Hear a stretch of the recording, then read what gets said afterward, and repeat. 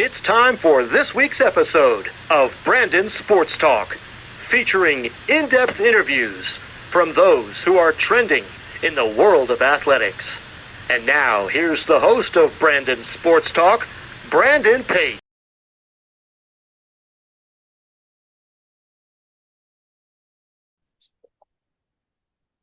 Welcome back to Brandon Sports Talk. In today's episode, I have the privilege of interviewing the Minot State's head women's ice hockey coach, Coach Ryan Miner Green. How are you doing today?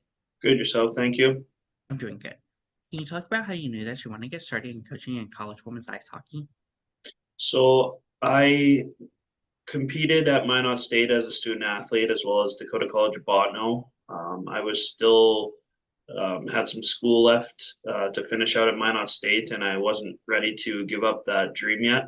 Obviously, on the men's side, I was still young, and I had teammates that were still playing there, but wanted to stay with hockey, and so I kind of looked on the women's side. I had a former teammate who was coaching the program, and asked him if I could join in, and he needed the help, and so I started as an assistant coach for that first year, and it kind of took off from there. What was that experience like as a collegiate athlete playing for Minot State and Dakota College? I think when you look at the opportunity, when I was in high school, I was obviously looking at multiple schools. I think the most appealing aspect to everything was the location. Originally being from Winnipeg up in Canada, Dakota College was 3-4 hours from home. Minot just over 5 or just under 5. So having that ability to have family come down but also go home on off weekends was appealing for me, as well as cost. Um, we're ACHA hockey, and it's obviously very competitive. Looking at NCAA opportunities, there were opportunities there for me as a player, but the cost in itself was fairly high. And as a coach now, something that I share with my players is, you want to be able to walk out away from college with as little, if no debt, as possible, because then once you start your career, student loans come into play, and so affordability was definitely another thing for myself. And just small town at Botano, it's a school of maybe 500 students. Minot's about 2,000, so that small town atmosphere where everyone knows everyone, friendly community, definitely played a part, and definitely made my experience as a player at both schools very enjoyable. For you as a hockey player, what was it like representing both schools and putting on the hockey sweater for them? I think no matter who you play for, you want to play for pride for your school. I think we had more success at Minot than we did at Botano, but it was still an experience and a half. Being a former goalie, um, we weren't the top team when I was at Botano, so the experience for me was getting a lot of shots a game, which was nice, and just building that team camaraderie, and perseverance, adversity, in weekends where we lose a couple games and have to figure out what we needed to do to win that next game. And then obviously switching over to Minot, being a powerhouse on the men's ACHA Division 1 level, having that opportunity to compete for a national championship every year, whether I played or not, but just being part of that team culture of winning games and being successful. So What were some of your biggest accomplishments on the ice hockey side as a I player? would, yeah, I would say that on the when I was at Botno, I think we switched from the junior college league to the ACHA. So making that transition and having the ability to be a starter there was definitely high on my list. We never won anything while I was at Botno, but then transitioning to Minot, like I said before, just being a part of a team that's won a few national championships, and continuing to make an appearance at nationals every year. I think the furthest I got when I played my 2 years here was the semifinals, but just being on a team that every year you knew that you had a chance to win a national championship. And I think at the end of the day, just growing those friendships and that growth with the community and the support that we got definitely made the experience as good as it could be. What was that transition like going from being a player to getting onto the coaching staff and first starting as a coach? It was definitely a complete different level of hockey. And when I say that, like obviously on the player side, there was preparation and you had to go out there and do a job.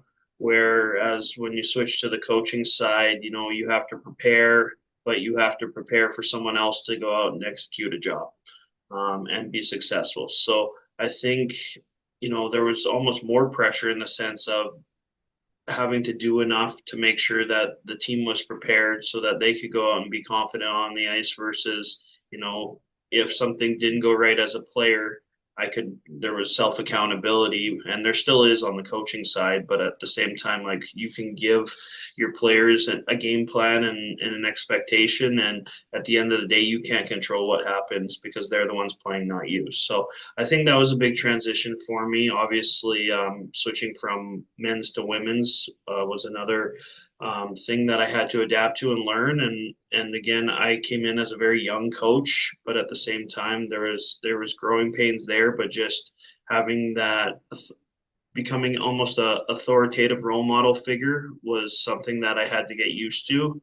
And going into year 8 now, obviously growing as a coach as much as growing the program has been part of my experience, and I think every year it seems to get a little easier.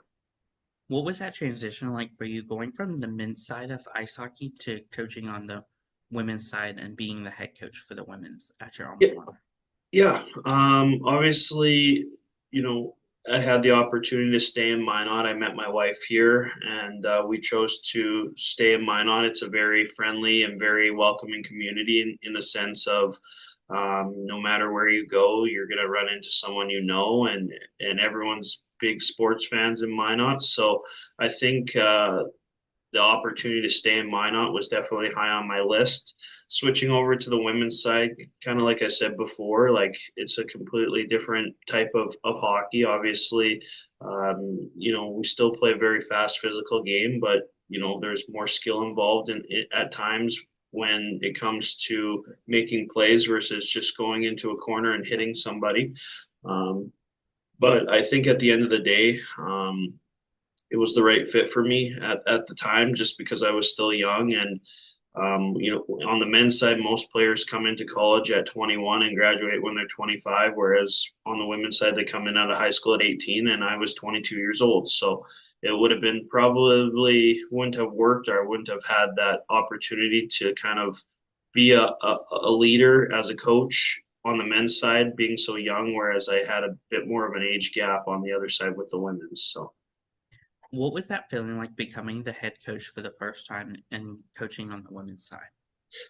Um, I think there were some growing pains with it. I started as an assistant coach for a year, and then the head coach the following year stepped down. And if you follow our story, we started as a true club program, so it was pay to play. We were just trying to find players to get on the roster on the ice. We were raising money just to survive, and so I think a big part of it too, not only coaching, was the operation side of the game and of the program of putting a budget together, planning travel, things like that, obviously as a player, I didn't have to worry about. So a lot of factors came into play. And I think with my background with accounting and finance, it was definitely a challenge, but something that I was excited to do and build a foundation on the women's side. And um, as the years have gone on, we've obviously gained more support from our university and think we're no longer a true club team. And I think we can continue to grow still, but we're at a good point now where we have a lot of success. What was that feeling like the first time you got to step onto that ice as a head coach at Minot State? I think it was exciting. I would say that, stepping on the ice as a coach versus a player, obviously, I think being a part of the game still is exciting. I think that at the end of the day, um, you have a different role, and now not worrying so much about my own expectations, but now having expectations for a roster of 20 to 25 players, and how am I going to make them better every day, and how can they make themselves better every day? And at the end of the day, we're the goal is when they come in as freshmen at the end of their 4 or 5 years is to make them the best hockey players they can be. So I think with that, it was just an expectation of, okay, what's the game plan? How can I do my part to help their experience and their growth continue as they went through the years of being, college athletes. What was that feeling like as a head coach, getting that first win as a head coach? I think, it didn't really hit me at first. I think, like any win, as a player, it was, it just seemed normal. I came into a program that had success at the level we were at the time. So for everyone else, it was kind of standard. For me, it was kind of like, hey, like, that's the first one. Now let's try and go get the next one, and then many more. So I think it was a good feeling, but at the end of the day, one win only helps us get to our end goal at the end of it each year. So. What does a typical game day look like for you as a coach versus for your athletes? So I would say for myself, most of the time I come into the office in the morning, do our game prep, print off anything, whether it's lineup cards, stat sheets, anything that really needs to get done in the mornings. And then by lunchtime, pretty much go home, eat a good meal, pick the suit I want to wear. I'm pretty superstitious with the suits and the ties I wear each game, and then head to the rink. And when I get to the rink, we usually meet as a team about 2 hours before the game, just kind of go through our game plan, scouting reports, touch on any film that we might have missed from prior to the week ahead, and just let the team know our expectations and what the game's going to look like, and then kind of sit back for till the game starts and let them do their thing. As a player, most of them are in class Friday mornings and usually get out of class by noon, probably eat, take a nap, and are usually showing up to the rink about 2.5, 3 hours before. And they do their prep and warm ups and stretching and taping their sticks and all those things. And mentally prepared to go out and win a hockey game. What are some of the things that you've been able to accomplish so far as head coach? I would say the biggest accomplishment for myself is, my goal every year is to bring in a freshman class that in 4 years they're going to walk across the stage and receive their diploma. So I think my biggest accomplishment every year is seeing our players graduate, knowing that they got through their 4 or 5 years and enjoyed that experience and made it to that point. And then after that, they are starting their own lives and own careers. On the hockey side, I think we've had some success at the national tournament. I think we've gotten runner-up 4 times in my career. Haven't won it yet, but we're still building, and we're still a fairly new team at the ACHA Women's One level. So, getting to that point obviously is an accomplishment in itself, and definitely something that we strive for every year. Personal accomplishments, I think a big feeling or a big excitement for me was when I got that 100th win a couple of years ago. Not a lot of coaches get to that point with the same program. Obviously, as the years go on, you're going to get to that point, but with one program, I think that's huge. And now, wins don't matter to me because it's a team game, but in the back of my mind, I want to be here long enough where I can get 200 wins with the program, but on top of that, a couple national championships to add on. Can you talk about, of course, the culture that you've started to build for the women's ice hockey program? Yeah, so I think at the end of the day, accountability on and off the ice. I always tell my players, if you're successful in the classroom and on the ice, you're going to be rewarded. We stress academics, so we have expectations of our players of GPAs and what they're trying to achieve. And at the end of the day, they are student athletes, so school does come first. So building a culture that, if you put that effort in the classroom and out on campus in the community, you're going to have that same work ethic on the ice. On the ice or as hockey players, accountability is something that we preach. You can only hold yourself accountable for your own actions. The person beside you, whether they're getting more or less ice time or outperforming you, is out of your control. And so, as long as you can hold yourself accountable and make sure that you're putting in your effort to continue to grow and develop as a player, you're going to add to that team's success. And I think building that dynamic has definitely helped us in the sense of everyone, is focused on themselves and what they can achieve, but also doing it as a team, and those goals and that we've set has definitely helped us moving forward. Who are some of the teams in your conference that you compete against? So we have a pretty wide set league. Our conference includes some of the powerhouse teams in ACHA Women's One, including Liberty, Midland, Maryville, McKendree. Our first ranking just came out today. We started the season at number 3, so accomplishment in itself. Obviously, it's early, and we still have to continue growing and get some more wins. But if you look at those rankings, all the teams in our league are, I believe, ranked in the top 10. So it's a very strong conference. We're playing teams outside of our conference, but like Adrian, Indiana Tech, Niagara, things like that. But when we're building a schedule, we're trying to make sure that we have as strong as a competition as we can, because at the end of the day, when we get to the national tournament, you're going to see the best teams. So if we're playing the best teams in the regular season, we know that we're going to be somewhat prepared for when we get to the national tournament. What is that home game atmosphere like when teams like Lindenwood comes to home versus going to McKendree? I would say definitely is a benefit to play at home. We've had quite a good support from the campus and the community in terms of crowds. Our home opener against Arizona was the first time we'd ever played them, and we had over 500 people in attendance. That's pretty good for, I feel like, for a women's hockey game at this level. Just alone at women's sports in general. Obviously, the professional leagues have been gaining a lot of interest in crowds, but to get 500 people at a women's hockey game is definitely impressive. When we score a goal and there's actually noise in the stands for excitement for us, that definitely builds our players up.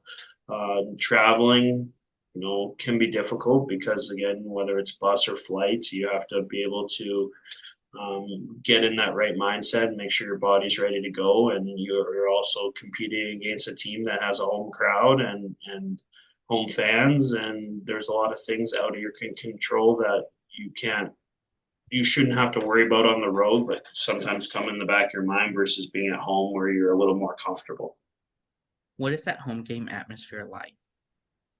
I think, we have a very nice facility. We're very fortunate. And with that, we have the Jumbotron and the light show and a very good marketing team that promotes us very well. So, when the players step on the ice for start of the game with the intros and the lights, and I think it's a very exciting feeling and builds that energy. And, when we score and the crowd makes some noise and the announcer, gets all excited about us scoring a goal, I think that it's a really exciting feeling, and it makes you want to go out there and score another one. Of course, what does the recruitment process look like for those prospective student athletes looking to play collegiate ice hockey? Yeah, so typically I sit down with my staff and we kind of look at who is available. Most of the time, those top end players have already committed NCAA Division One or youth sport up in Canada. So once we've gone through those lists, we kind of identify what we're looking for, how many players we need at each position, and start kind of breaking that down. We usually are sending out interest emails or phone calls with those lists, and we try and get out in August, September to physically watch those players, and the players that kind of pique our interest or that we're interested in, we'll invite down for a tour, see campus facilities, kind of show them what we're all about. And then at that point, it just becomes a decision. we've been fortunate at our level that Minot's been a very high place for interest for a lot of players at this level. So usually our lists are fairly big, and we have to make those difficult decisions of who we think is going to best fit our program. As a head coach, what is it like seeing those players coming to Minot State, falling in love with the campus and the ice rink? Yeah, I think that's a huge feeling for me as a coach. At the end of the day, when we're recruiting players, we're looking for a 4-year commitment. And while we're recruiting them to come here, they're also kind of recruiting us. Like, I don't want a player showing up and not enjoying their experience and not being able to say, hey, I'm going to stay here till I graduate. So that whole process of getting them on campus before they commit and making sure that it's the right fit for them with academics, hockey, campus, community is definitely important. So that I know that when they show up on day one, they've made the right choice, we've made the right choice, and then it just becomes easy moving forward. What is that like getting to see those freshmen put on that Minot jersey for the first time? I think there's a lot of excitement. I think there's also a lot of nerves on their end. Obviously, we tell them, especially in that first game, just go out and play hockey. That's why you're here, right? And there's going to be mistakes that happen, and you have to be able to adjust. But to see that whole recruiting process and getting them here in that prep, preseason, all come into fruition is definitely an exciting moment. We've been fortunate that we've had some really good freshman classes the last few years, and that can kind of step in from day one and make an impact. And sometimes it doesn't happen for everybody, but to know that they are now a part of our program and going to help us continue to build success is definitely, an exciting moment for myself. As a head coach, what is it like seeing them achieve those first big milestones like first assist and first goals? Uh, I think we've already seen a few this year, and I think it just kind of builds that energy within the team. Everyone's happy for those players when they score that first goal or win that first game, and I think for the players themselves, I think it's almost like taking a monkey off their back in the sense of, hey, like I got it out of the way. Now I can just go out and do my thing without having to worry about that first one or first goal or things like that. So I think it's something that is exciting in the moment, but also it's like, okay, we got through it. Now we don't have to worry about it anymore. What is that like getting to see those seniors putting on that jersey representing Minot for the last time? I think it's a proud but also sad moment. Obviously, a player who's been here for 4 years has definitely been instrumental in the growth of our program. I think at the end of the day, whether they have a letter on their jersey, all of our seniors are leaders in some shape or form. And to know that they've done their part and helped our team get to where we've gotten is definitely instrumental in the growth of our program. And every year when we graduate players, it's always, like I said before, a proud but sad moment because you don't want to see them leave, but you're also excited for them to start their futures. As a head coach, what is it like seeing those players going on and playing professional women's ice hockey or even getting into college coaching? I would say on the women's side, obviously, there's less opportunities. Most of the time, if you're looking at those professional leagues in the U.S., they look for a specific type of player, and most of them are coming from NCAA Division One or U Sports in Canada. So for our level, that might not be the best option. If a player wants to continue on, there's plenty of options overseas. We this past year we sent 2 players to Australia and had one in Spain.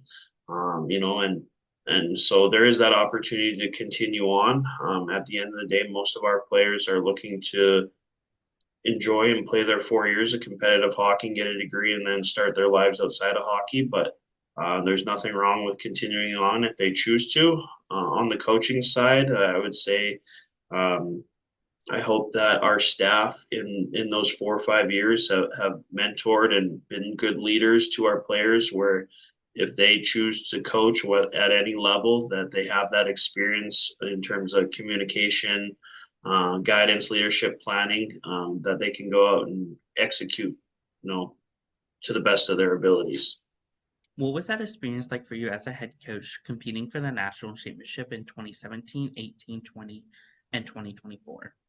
I would say proud to get there. Obviously, when you're in a league of 30 plus teams and you're one of the last two teams there, it's an accomplishment in itself.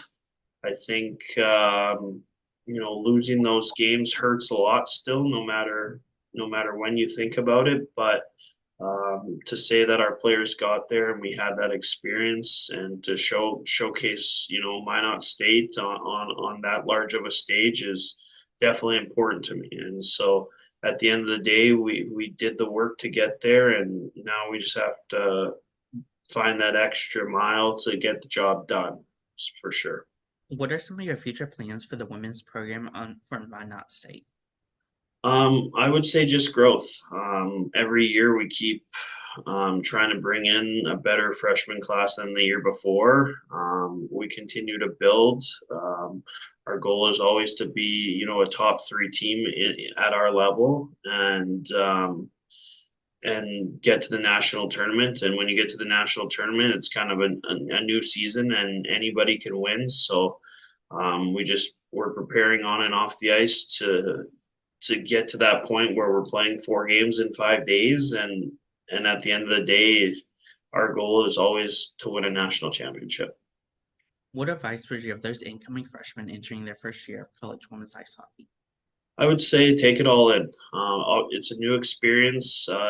For most players, it's the first time being away from family. So there's a little bit of growing up to do in terms of being on your own. Time management is definitely important in terms of managing school and hockey with how busy our schedule is, but also enjoy it.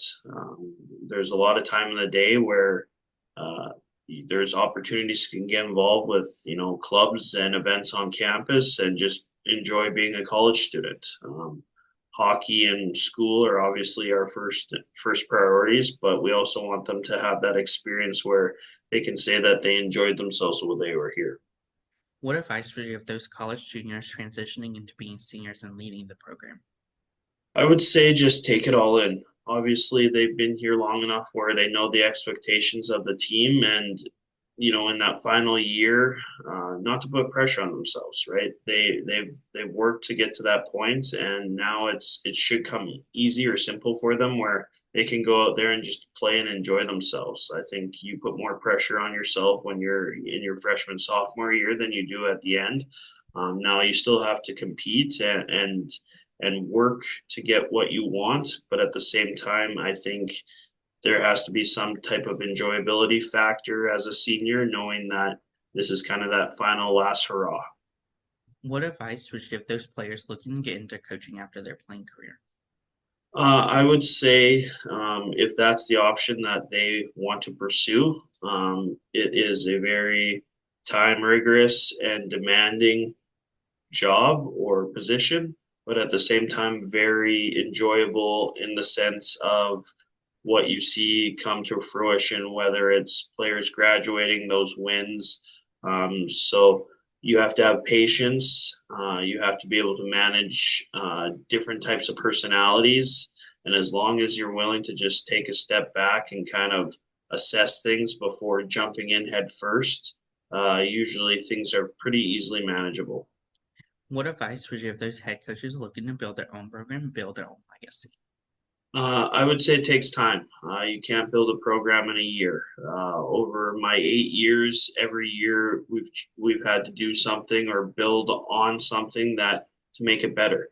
From when I started being a true club program to now where we're fully funded and have full support from our university, that took time. That took time, energy, money, and the work ethic in terms of finding the right players and the right staff to make us successful. So not everything's going to come easily, and you have to work for it.